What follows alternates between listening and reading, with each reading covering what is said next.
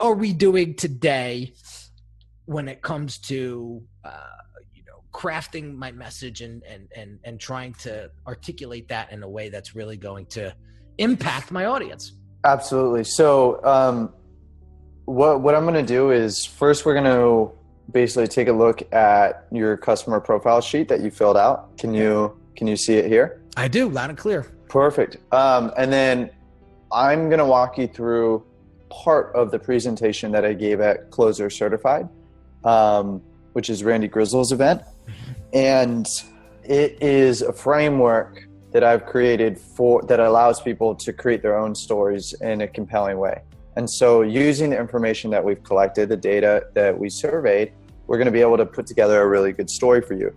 Now, once I give you the framework, we'll go through a process of just talking and having a conversation and asking questions and figuring out like, okay, what is the message that we're truly trying to convey? And it's, as we talked about before, I think we spoke about it before, but it's really interesting because what I've found is that with every single entrepreneur that I've worked with so far, they are usually to some degree trying to serve some version of themselves. Right. So, and that will come into the mix a little bit later on, but let's just have a look at this information. So this is the data that you sent me based on what you think is your audience. So they're 26 to 45 years old, both male and female. They are consuming Entrepreneur Magazine, Forbes, stuff on LinkedIn, digital marketer, ClickFunnels stuff. So they're kind of playing in this online marketing space. What keeps them up at night? Okay, so not having a profitable business, having themselves look like a failure in front of friends and family. What are they afraid of? Failing, going out of business, disappointing loved ones. What are they angry about? Who are they angry at? They're angry at themselves for trying to do everything on their own. They're angry about not being able to connect with their audience in a relatable way. There's something blocking them. What have you found? This is an interesting note. What have you found that's usually blocking them? Themselves, their mindset, some sort of limiting belief that they're not enough or they're lacking something. And that's been holding them back because they've been telling themselves this story over and over and over again, which became a reality for them. And now they're older in life and they're like starting to question it a little bit. So what are you starting to question right now? Like, is that story that I've been telling, myself for years true? What's that story? That, I'll give you a quick example. Like, I've always told myself, even as a little kid, because I've gotten in elementary school, my report cards for English would always come back with comprehension issues. Like I wasn't able to, and this is what they're saying, the comprehension isn't there. So I could read a book, but I wouldn't be able to comprehend it. I got to hold on because it's too loud. Hold on one second.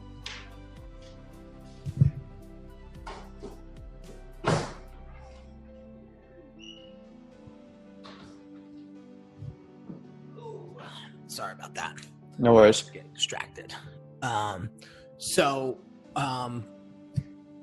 be up there. Okay. So ever since I got those report cards over and over and over again, I believed in my mind that I couldn't comprehend reading. So I never read. For the majority of my life. I've never read books until I hit rock bottom and I started studying on other entrepreneurs, and one of their rituals was reading.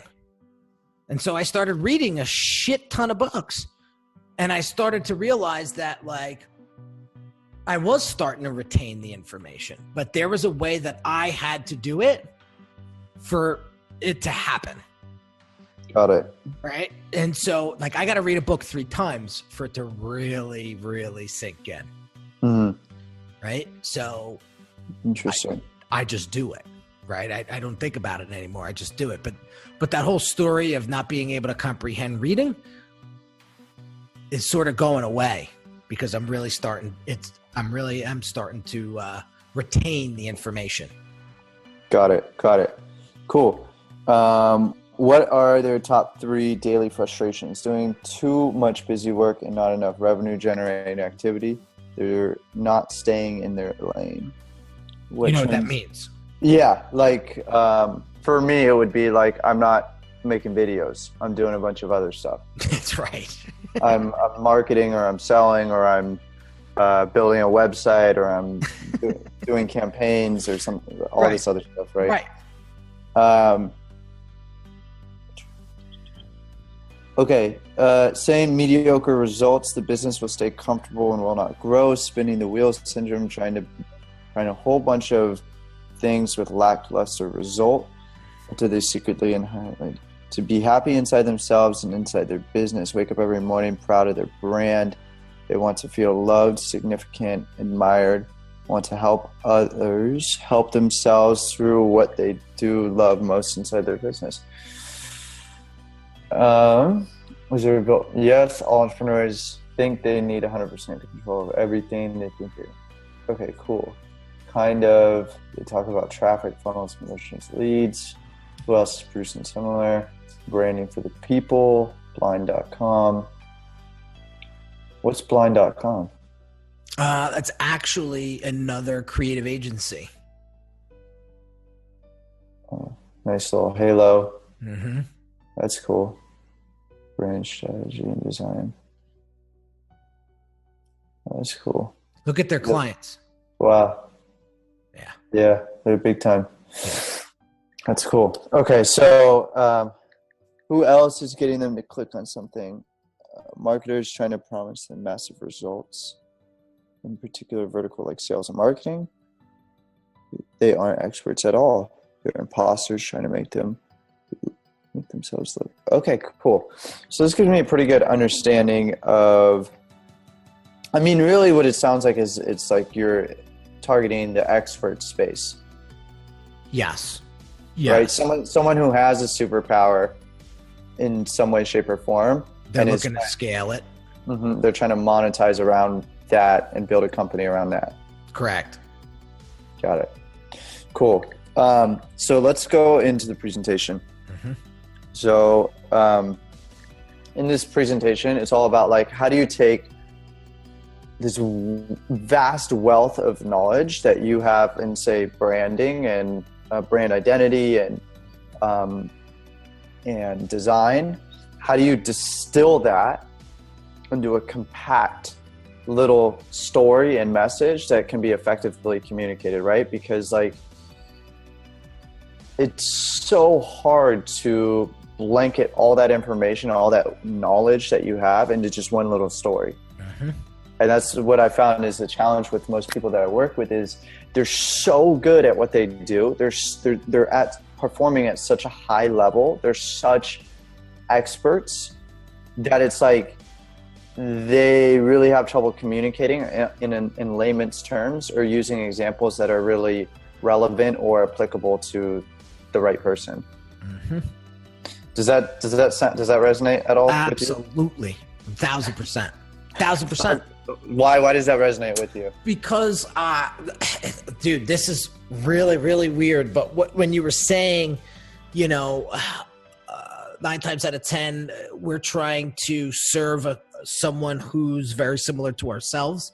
Uh-huh. You're reading down that list of things, and I'm going, "Holy shit, does this sound familiar?"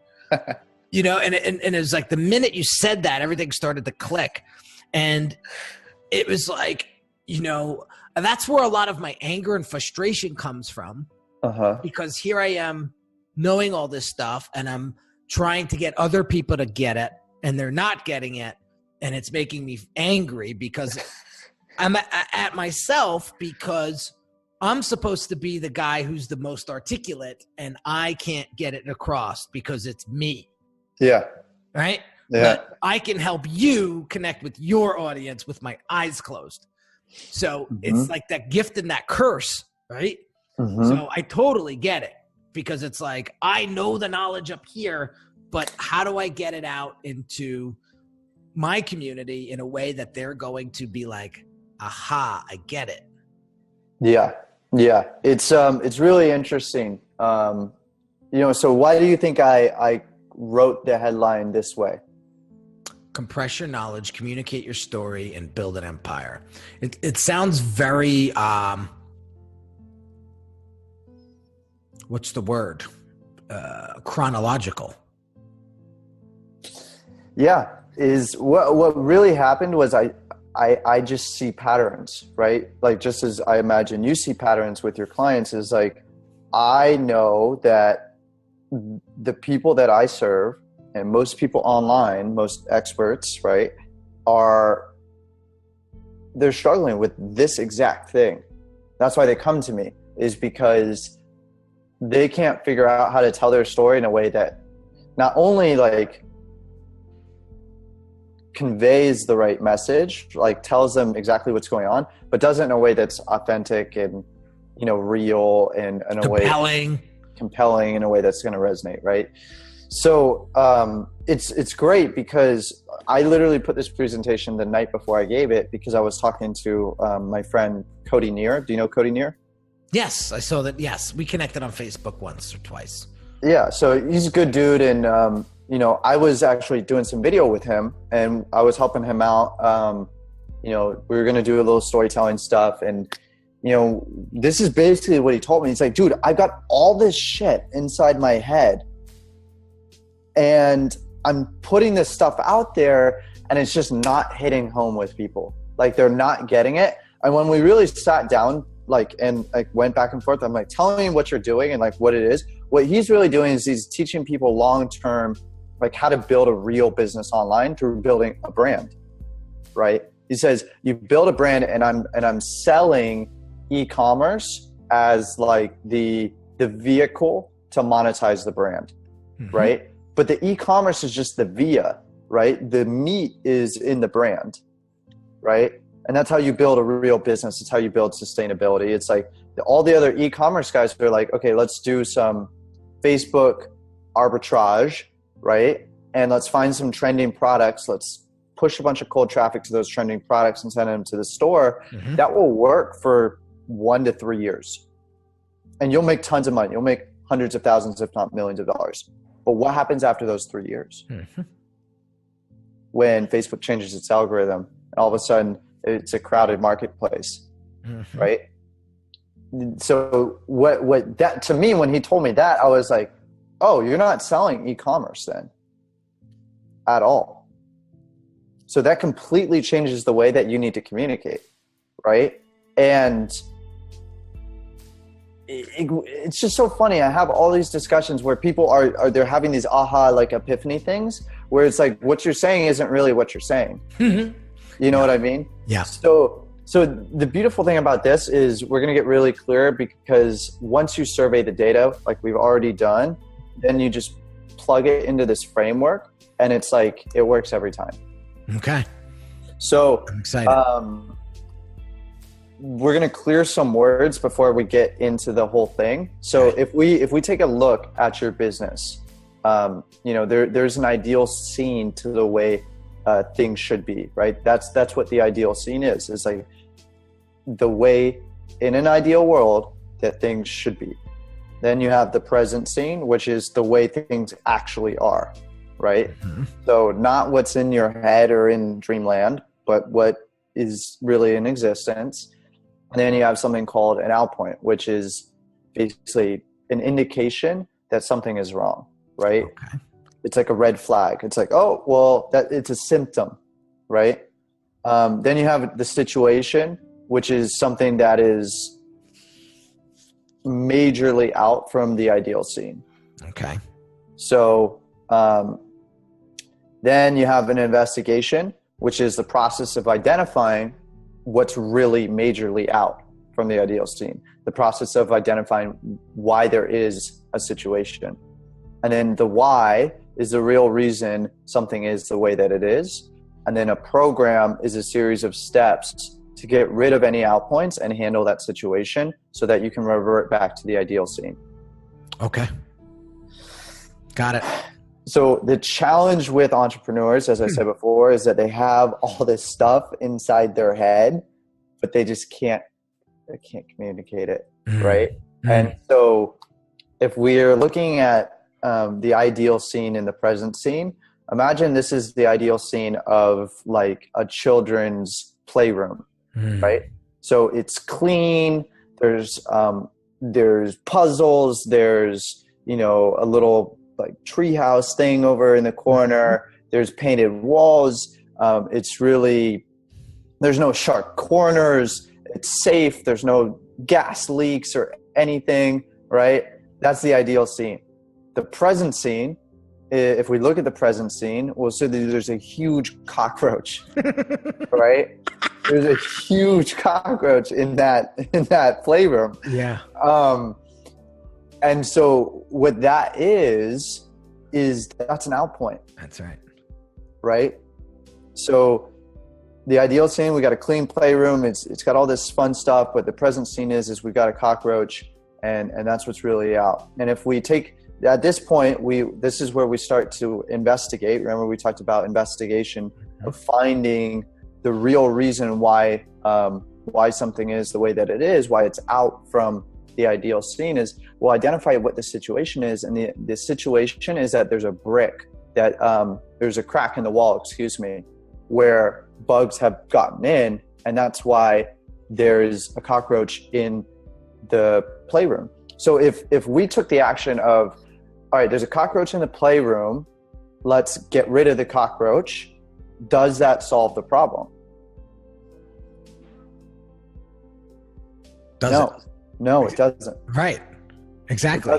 It does not solve the problem, right? So like if we're looking at your business and there's an out point, something that's majorly out, and we just try to fix that, we're not fixing the problem, right?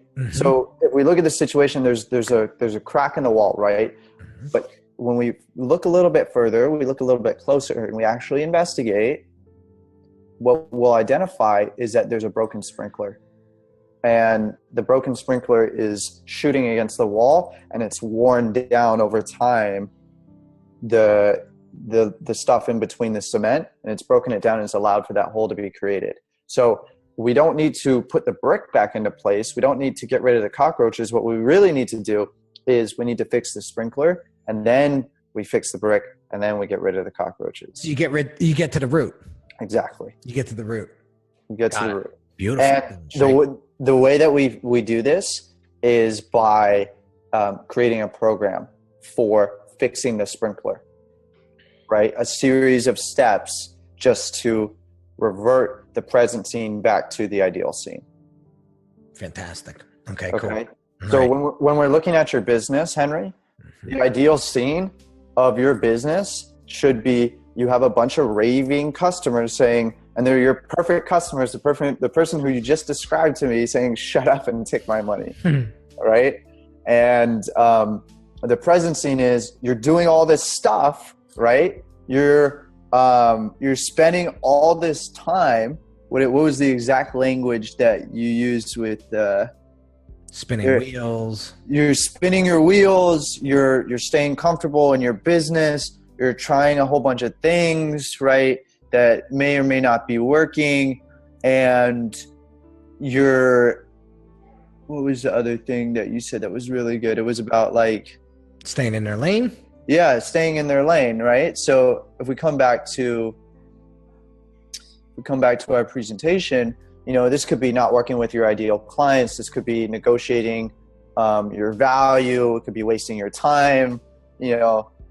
See, here's the thing. You see this? What you wrote before, like I made this presentation way before I gave you that survey, right? Look at what the outpoints are.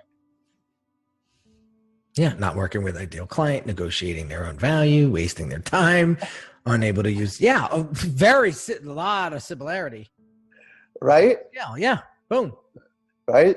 So the situation that you created, right? So you could be spending a lot of time trying to fix these things, right? Like, okay, maybe it's like I need to go find a better place to source clients, or I need to increase my lead source. I need to create different channels or whatever. Maybe it's like you're trying to do all these different things to solve all these out points, when really we got to go to the why, right? The situation that you created is that you created opposition against yourself. And whether you like it or not, it's serving you in some way. This opposition, right? For some reason, like whatever we create it because we wanted it. But if we investigate further, the only thing that can change all of this and revert us back to the ideal scene is learning how to properly communicate. Is because communication is what ties your entire business together. And we do that through creating a program around communication, which is what I'm doing with you right now. Okay. So the first step to communicating is surveying, which we've already done, right? You gave me the survey. The second step is to create a story. And we're going to break down what the elements of a good story are in just a second. And then step 3 is to communicate that story in a compelling way once we've identified what the story really is. And then 4 is to ensure that that story finds that perfect customer that we surveyed at the right time, in the right location, at the right gradient, and in the correct tone. So we already went over how to use survey. Okay, so here's the formula for the perfect story. This is a framework that you can use. It's super easy. If you want to write this down, I would recommend it. It is DSFR. D as in dog? D as in dog, S as in Stanley, F as in Frankfurt, and R as in the Reaper. DSFR. All right, let's roll. All right, DSFR means dream, setup, fall, resolution, right? So dream, setup, follow. Fall, not follow. Fall. Resolution. Okay. So the way that this works is in every story that we know and like grew up loving as like kids and that we see in the movies and on TV and stuff, they all have this formula. Now, here's the catch. This framework, the components can be moved around. They don't necessarily have to be in that sequence, but that is the basic sequence, right? So that is sort of the hero's journey, right? Now, the dream is, okay, I wanted to be an astronaut, or I wanted to explore space. I wanted to go to Mars, whatever. The setup is, imagine, you have the context of the story, which is in Star Wars' case, they have in the beginning, it tells you what's happened in the last 1,000 years or whatever in the intro credits. Then as the story evolves with that context, the protagonist will eventually meet some type of challenge, right? Which is where the fall happens, right? They're meeting conflict, and all of a sudden things become really hard. He thinks it's this, but it's actually this. And that's where the resolution takes place, where he gets the girl, right? Where he triumphs over his enemy. Whatever it is, there's always that resolution, or at least most of the time. These are rules of thumb, right? So use it as a framework, right? Now, Quentin Tarantino is infamous for putting the fall in the beginning of his movies, right? Because he starts like literally in the middle of the story, sort of at the heat of the climax, right? So once you understand this framework, then you can start playing with the components and the sequencing of those components. Does that make sense? It does. It does. So they're blocks. Yeah.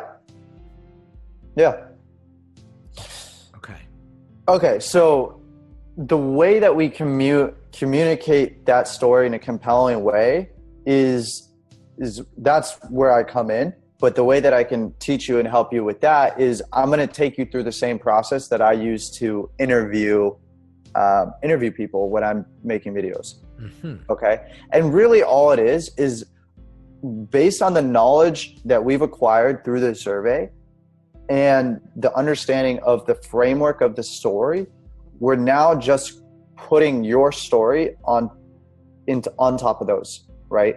So it's like, we're going to ask the right questions. We're going to follow the trail of whys to figure out what's your DSFR and communicate that in a way that it relates to the audience that we surveyed. Okay. Does that make sense? It does. Cool. And then we can talk about having things in the right sequence. So you know that you need to meet people where they're at the right tone and in the right location. So if you're doing advertising, you need to make sure that that's where your perfect customer is hanging out, mm-hmm. right? And it needs to be the appropriate message at the right time. So like, I wouldn't necessarily go hardcore with like a really emotional video straight off the bat when no one knows who you are, right? Mm-hmm. Like maybe you bring them into your funnel with a hypey video because that's what, the shiny object syndrome is gonna get them with. And then once they come into the funnel, then it's like, oh, here's me, here's what I'm really about. Now it's doing connection, right? Mm-hmm. And then at the tail end of the funnel, you have a testimonial where it's like, okay, I got excited about what he's doing. Now I feel connected to him. And now I know he can get me results, right? So the sequencing of stories is really important because you need to take someone along the correct emotional journey for them to make a buying decision. Okay. Right? So there's something called the Angel's Cocktail. Okay. So the Angel's Cocktail is basically an experience that you can give someone through stories, right? Now, there are chemicals that are released in our brain when we feel a certain way. So if you tell a story that evokes a certain type of feeling, then you can literally release chemicals in someone's brain and get them to feel a certain way about you. So what does that mean in practicality? So the Angel's Cocktail is made up of dopamine, endorphins, and oxytocin. Okay. So the first thing that you want to do in creating this story in order to inject it with the Angel's Cocktail is to get people to release dopamine. Now you can do this through creating suspense in your story, right? So the first element that you should create is suspense. That's why good advertising is curiosity based, right? The most effective form of advertising is always curiosity based. So in terms of direct response. Now, when that happens, when they experience suspense, they will release dopamine, right? That's going to make them feel a certain way. Then the next element of the story is they need to feel empathy, right? When they feel empathy, that's when oxytocin is released, right? That's what makes us feel connected. That's why the emotional selling videos are so effective, is it creates this sense of humanity, like interconnectedness. And then the last one is the endorphins. And you can do this by using laughter or humor, right? So these three elements together make one of the most powerful chemical cocktails you could ever imagine. Okay, so it's dopamine, oxytocin, and what was the last one? And endorphins. And so you can think of it this way: suspense, empathy, and laughter.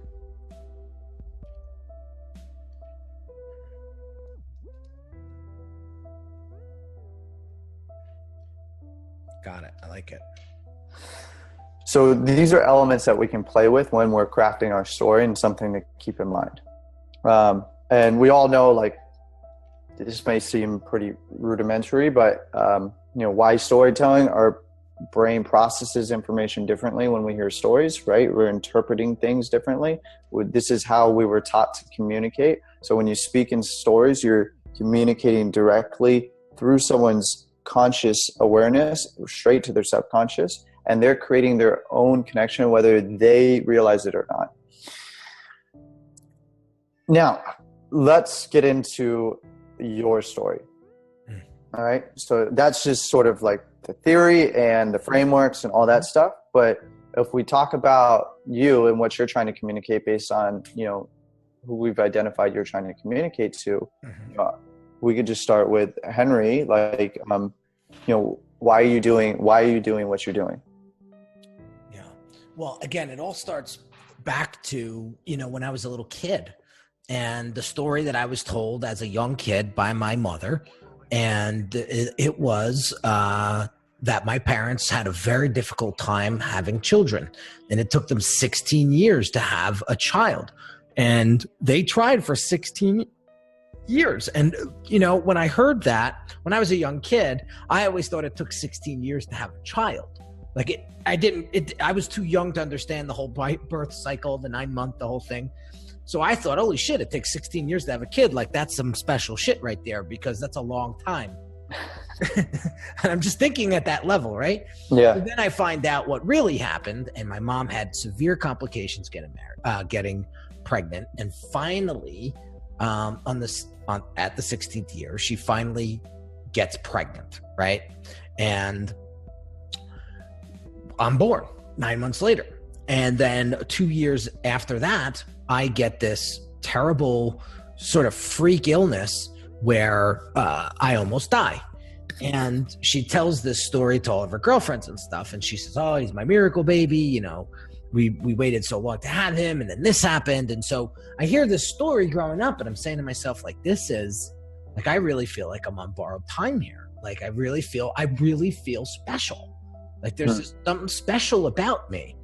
Right. And so as I'm growing up, my parents they had a very hard time, specifically my mother, adapting to parenthood. My father, not so much. My mom had a really hard time adapting to parenthood. And when I got to be about 10 years old, she kind of threw in the towel and was like, I can't do this anymore. Like, I can't do it with myself. I can't do it with your father. I'm out. And she left us. And, as I grew older, I watched my father. My father was everything to me. Like, my father was my mom. My father was my dad. My father was my caretaker. My father was everything to me. So I grew up, by a single parent, but my dad. And that's very different. Like, growing up, like, when your parents divorce, you go straight to, like, that's the rule, right? You go to your mom, but not this case. So I grew up in a very unique household, and I just watched my dad work his ass off. So he instilled this work ethic in me that's like just unbelievable. I'm just a workhorse, right? And what was happening was there was a lot of things that didn't happen, I think, as I was being raised. And, a lot of things kind of fell through the cracks, right? Then you want to add in some weird shit. When I was 10, I'm sexually abused by my mom's girlfriend's son, and it took 3 or 4 incidents for it to go down, and then for me to tell my mother the whole story, and for her to actually believe me, and actually, like, that was some real mental shit that I had to deal with and carry my entire life. And it wasn't until this year that I opened to the public and actually began talking about it. Because in my mind, I said, if I carry this skeleton in my closet until I die, then there will be some limitations in my life that I will never be able to break through because of this skeleton in the closet. And so I found a charity that specifically helps people like me. And I started donating to them. I started getting involved with them. I started to really just help them, and at the same time help myself, right? And so why am I doing what I'm doing? Well, one, I feel like I'm on borrowed time. So I feel like everybody's put on this earth to make an impact some way. And that's just my belief. I believe that every single person on this planet has a superpower of some kind. And I know it's very hard to find what that is because you use it every day and you take it for granted. But I feel like I have this sixth sense with people, and I could pull that out of them, like just by hanging out with them for one day. Like one day I know exactly who you are and what you stand for and pull that right out of you, right? And I've had that since I was like in fourth grade. So a funny story has happened to me in fourth grade. So it was a rough week. My parents were going through some real serious shit. And I walk into class and I'm hysterical crying. And you know, when you like, I don't know if you did this in school, but like in fourth grade, like we would read chapters in the book and one person would read a paragraph and you go through the whole class. Well, it got to me to read the paragraph and I just broke. I just started crying and the teacher was like, what the hell's going on? And, you know, I just broke. I said, my parents are getting divorced and it's a mess. And so she tells everybody to close the book and she starts going through, she says, we're going to help Henry today. And I'll never forget it. Mrs. Harris, she sat me down and she in front of the whole class, like talked about divorce. And I think this was like a social studies class. So it had nothing to do with, you know, this. And it was crazy. So she spends the most of the class talking about it. And then it was crazy. Kids started raising their hands and asking me questions. Like, how did you handle that? Or how would you handle that?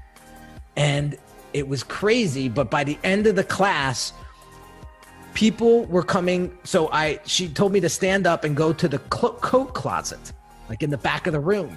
And she said, if you want to ask privately Henry a question, go meet him in the coat closet and ask him privately. And so, son of a bitch, one by one, they were coming up to me and asking me these questions. And I was like being their little therapist in the back of the room. And that was fourth grade. So what was I, 10?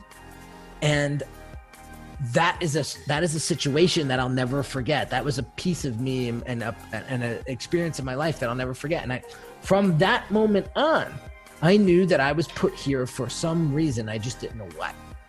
Fast forward, I go into college, and it's funny. It seemed like it was very, what's the word? Like coincidental, but it's not.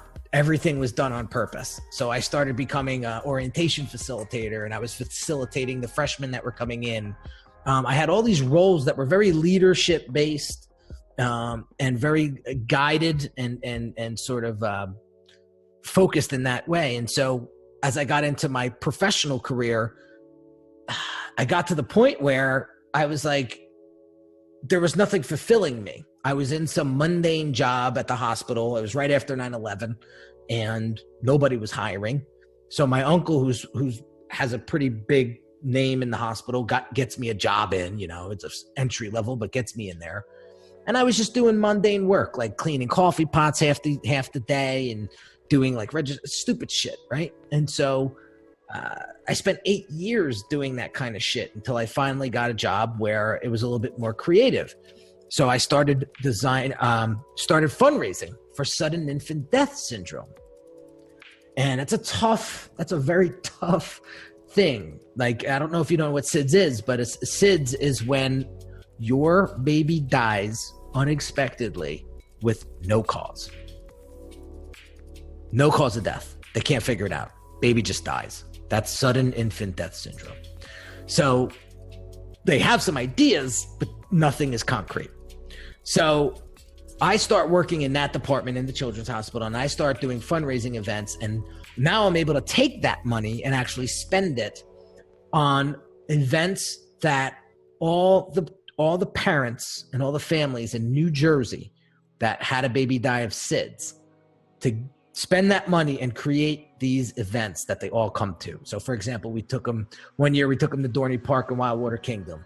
One year we started renting out on the Point Pleasant Boardwalk. We did this for a few years in a row. We would rent out this picnic area and we would do this big picnic on the beach. So it was a very, very fulfilling job. But at the same time, the hospital started cutting jobs and cutting all these corners. And eventually they said to me, listen, there's not going to be any more room for you. What you're doing, you're not going to get your grant next year. Basically we'll consume you, but you're going to be a secretary. Right. And at the time, while I was doing all of this in this position, I started to pick up on graphic design because I was doing this one event. Z100, the radio station, sponsors the event. So I needed all this marketing material designed. And so I had my buddy Jerry design all the flyers and stuff for me. And I'm sitting next to him going, holy shit, like this is what graphic design is? Like I need to learn this stuff. And so sure enough, I started teaching myself. I got the hospital to pay for the program. And I started doing all the invites on my own. And we were saving a lot of money that way. And I got really good. And then when everything started to come down on me, they gave me an ultimatum. They said, you could stay and be a secretary or you can leave on your own. But understand when you leave on your own, there's no unemployment, there's no severance, nothing. And I said, okay, fine, I'm out. And I just went and I started designing. And that year, I wake up a year later after just putting my nose to the grind wheel and there's $248,000 in revenue that I created. I didn't even know it. And that day when my accountant said, look at how much money you made this year, I said, holy shit, I can do this. And what I realized was I truly wanted to help people in my life. Like that's what I meant. I wanted to empower people. I wanted to impact people because that's I'm not a big God person. I'm not super religious, but I know that I'm very spiritual and I know things happen not by coincidence. They happen because they're supposed to happen. And I realized that I was put here to impact people. And when I got older and really much more mature in my entrepreneurial career, I realized that I want to help entrepreneurs that want to help other people live happier lives because that's exactly what I'm doing. And that's the story. And so why do you think that helping entrepreneurs, impacting other people and helping entrepreneurs with their business in the way that you do, why do you believe that is so important? Because there's a mantra in my head that I got from a movie a long time ago, and it's one of my favorite movies, The Bronx Tale. And in that movie, the premise is the saddest thing in life is wasted talent. The saddest thing in life is wasted talent. And I feel like a lot of individuals take life for granted because they don't see the big picture. They live in this little microcosm of life and they think that's what life is all about. And that's the life that they were dealt. And that's the life that they have to live. And I call bullshit to that. And I say, you can create the life that you want to create if you want to create it. That all the answers are right underneath your nose. You have to ask for them. That's it. And you have to be super clear on what you want. And then when you get that, you're going to win. And so it's important to me to see other people living fulfilling lives because at the end of the day, we're only here for 2 fucking minutes. All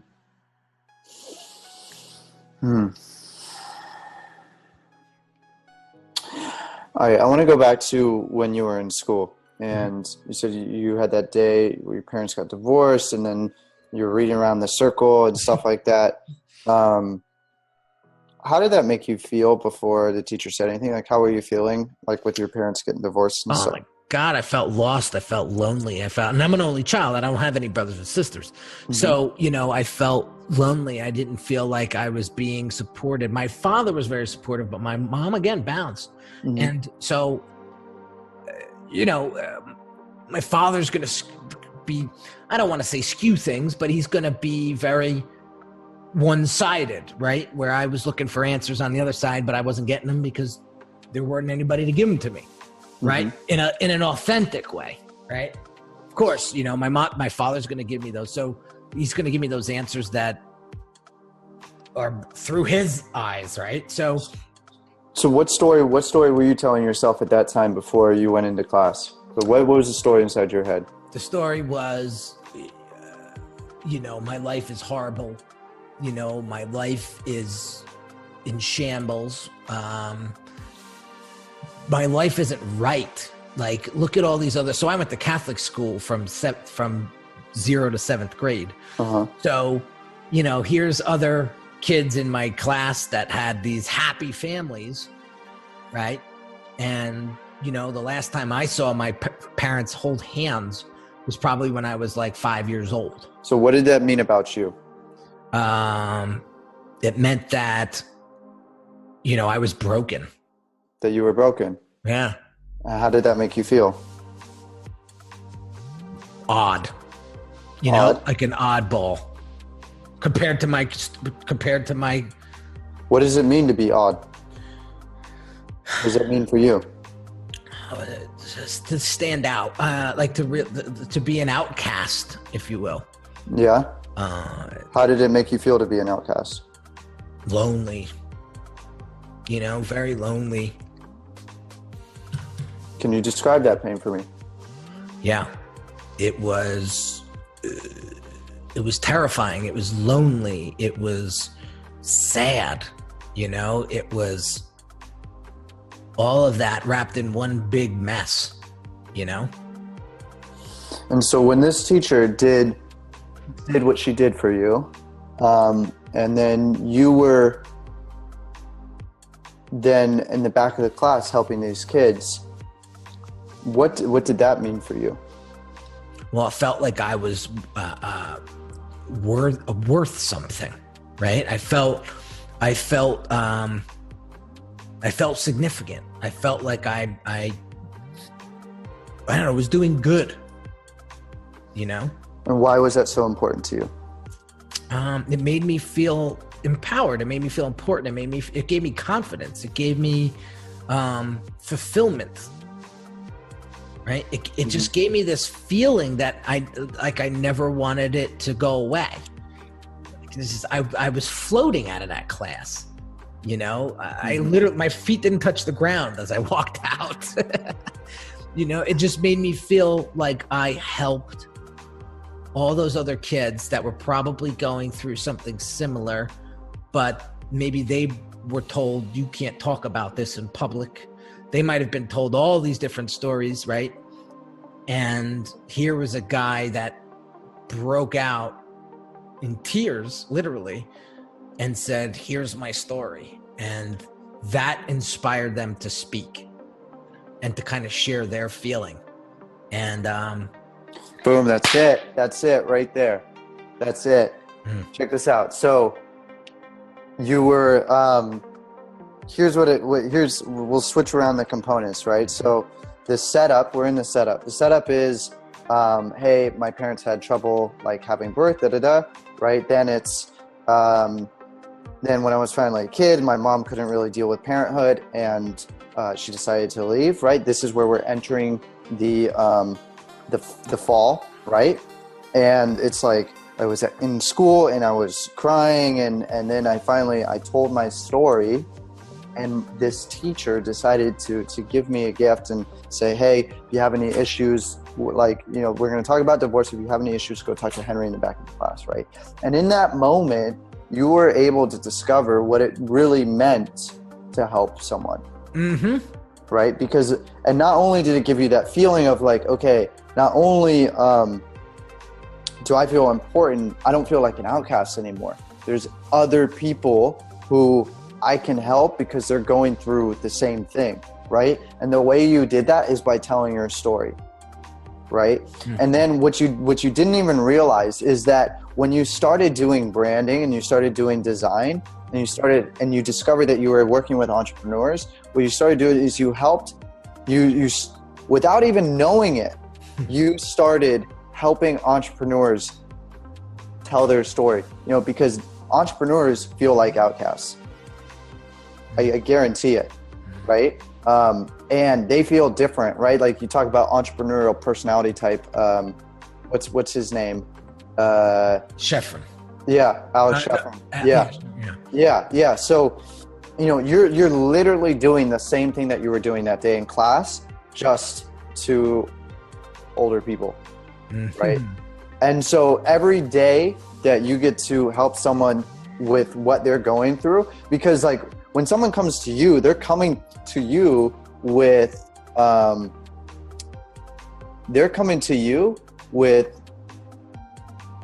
all of these problems, right? Yep. They're coming to you with all these problems, and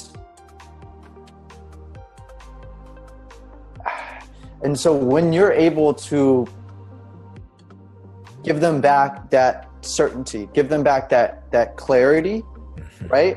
And make them understand that like their life isn't falling, their business isn't falling apart, right? They just need to tell their story better. They just need to represent who they are. They need to fix their communication, and then their problems are going to be solved, right? Just like you telling those kids, I don't even know what you told them, but you could have told them, you know, just like, hey, it's not your fault.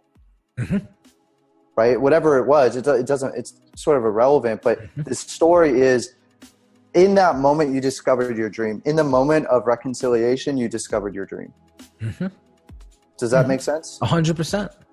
100%. I never dissected that story that deep before until now.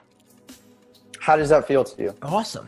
It feels so, it gives me this clarity that I was looking for, because it was like, why do I do what I do? And yes, I want to help people, but like, where did all that come from? And when you get to the root, it's you get this, now you find your why, right? You find your why, and that's where it stemmed from, a divorced family. Yeah. And feeling like an outcast, feeling different than everybody else. And entrepreneurs get that feeling too.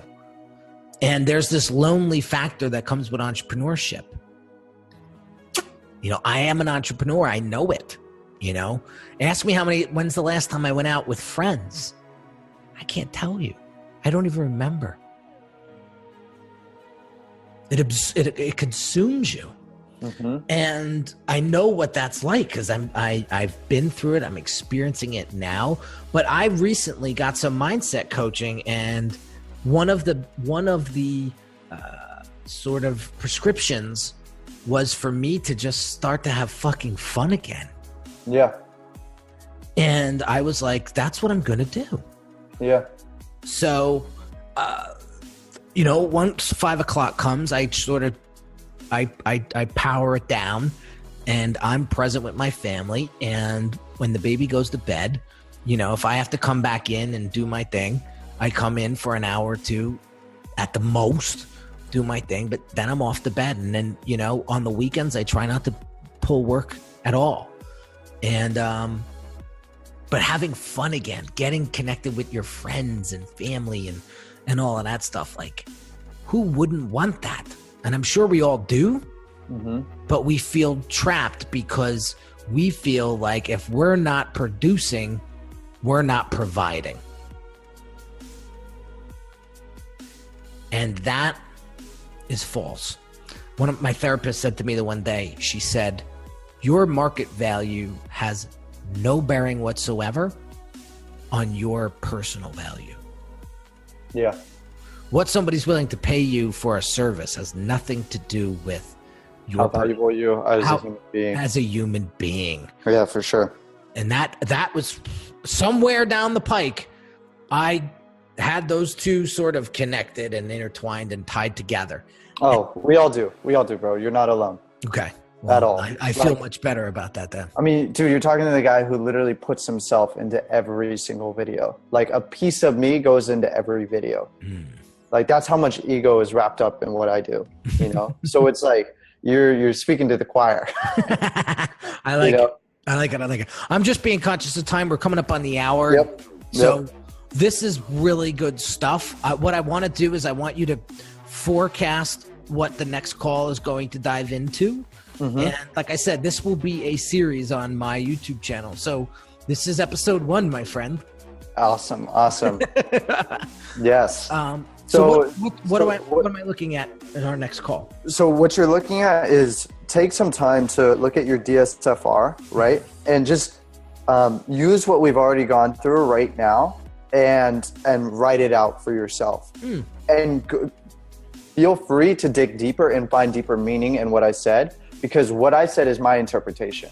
You need to come up with your own interpretation, right? But that's just an example of how this works, right? Because all I did is ask you why, how does that make you feel? What is that all about? What does that really mean? And then I just sort of connected the dots, right? And I'm looking for, okay, where can I place the dream? Where can I place the setup? Where can I place the follow? Where can I place the resolution? If you have those components into a story, you will have a cohesive story that will resonate with people if you tell it in a compelling way. There we go. That's right? a wrap. Yep. All right, good. So I'm going to write the story out. Write the story out, and then we'll spend some time digging a little bit deeper on our next call. It's awesome. Dude, my man, Kyle Lasoda. Henry. That's the man right there. Appreciate you, man. Love what you do. Love that you're giving me the clarity to start to begin to articulate even tighter what Unique Designz is about, what Henry's about, what the Brand Doctor's all about. And this was a very, very insightful coaching session. So I appreciate you, man. I appreciate you, Henry. Thank you so much for the kind words and your time. Awesome. Awesome. Awesome.